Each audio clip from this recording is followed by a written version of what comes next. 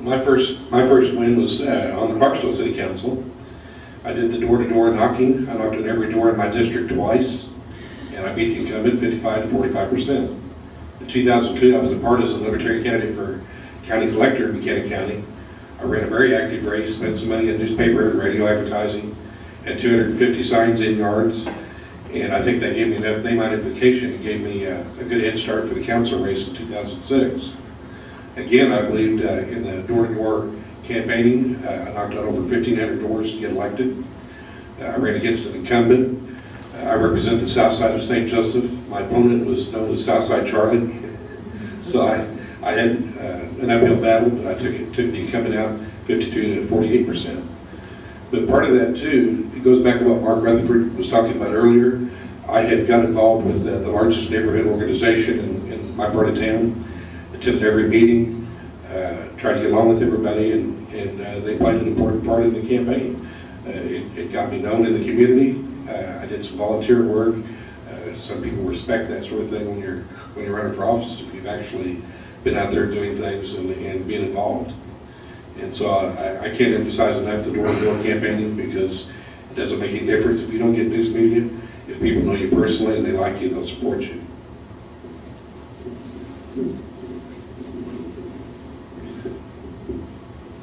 Thank you. I guess the next question is, okay, how did you run your most recent campaign? How did your campaign work?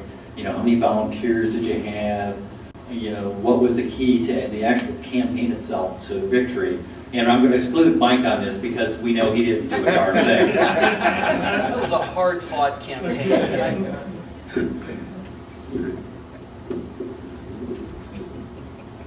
Well, number one, there are probably half a dozen people in this room that I need to thank extremely well for their participation in my successful campaign.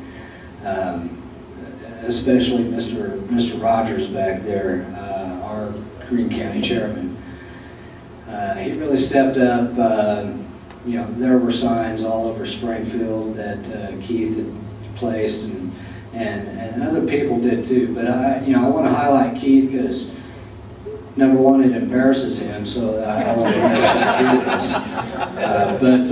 But really, you know, he doesn't really take a lot of credit for things that he should, and that was one of the factors. And his help with organizing things at the county level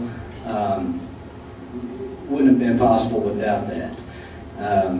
And realistically, I think the bulk of our campaign was media appearances. This was citywide seat, so there wasn't a particular zone to knock on doors in. And it was a little tough to cover the entire city, especially, you know, we're working for a living and we're blue-collar guys. But a lot of the audit activity led to a lot of media references, and that plus a lot of the yard signage that got out there, I think was instrumental. I just think it was cool to vote for myself and go, I won.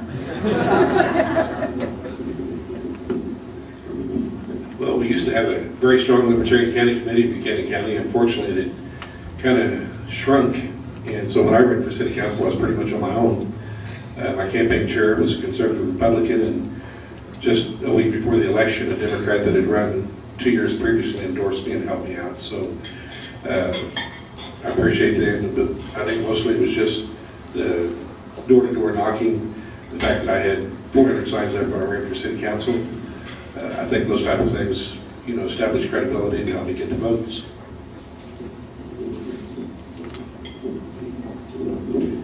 Okay, so now you've been elected and you go in for your first city council meeting. So I'm curious as to what is it like, you know, from the time you're elected, you're sworn in, you're probably deluged with information about how to be a proper bureaucrat. So yeah, I'd like to know what's it like that first few weeks, that first month of being elected and serving in office? Well, in regards to that, Glenn, there's a gentleman who is not here today, Bob Stevens, just recently got elected to City Council in Springfield as well. due to that factor you just mentioned, he is preparing for his first city council meeting Monday and has a stack of stuff probably 12 inches thick that he's going through right now. But he wanted me to apologize to everybody, and just as a segue into the question there, yes, you are bombarded by a lot of material, especially right up front, because you're playing catch-up. You're basically trying to educate yourself on things that other people have had a couple years to digest and act on and develop opinions on. So a lot of homework involved, and I think a lot of it just depends on your particular political environment that you're elected to. In my case, I was kind of a lone ranger elected to city council, and there was not a lot of sympathetic opinions on the rest of council.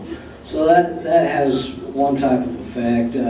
This time around, I think we've got a lot more liberty-minded folks on our council, so it's going to be a different couple of years now than it has been the last 2 previous years, and I'm looking forward to that. Yeah, there's so much to say that, when you make that transition, Doug's right. I mean, it's a tremendous amount of reading and a tremendous amount of homework to do. I think one of the first things that, kind of struck me in addition to that is a lot of times it's important that people who value small government, freedom, and liberty, it's important for us to be on, because you don't always have a good choice in front of you. Sometimes you have to make the choice to try to direct a board or a governing body in the direction of what's least bad, if that makes any sense. We still want to be able to contribute the positive ideas and things that are going to make things better and reduce government and reduce taxes and reduce spending, in favor of more freedom on all fronts. But the reality is when things are entrenched and when thinking has been one way so long, sometimes it's important for us to just keep them from going too far in the wrong direction. We can always come back and constantly move us back a step at a time. There's a lot of political and fiscal realities and commitments that are made before you get to the board that, either contractually or legally or otherwise, you simply have to meet. And so you find out real quick that there's a balance that you have to strike, in order to be the best representative that you can for everybody involved.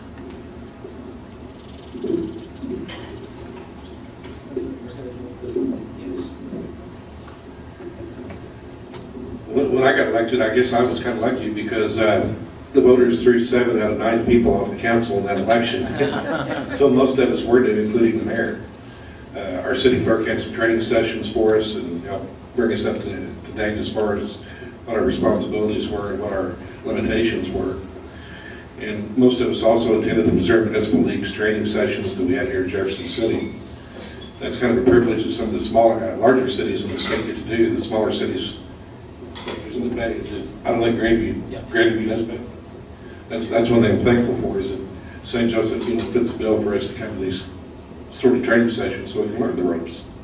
And it really helps, because when you need to write legislation, you just don't sit down and write your ideas on a piece of paper. When you write a law, it has to be written in certain ways. It has to pass the muster.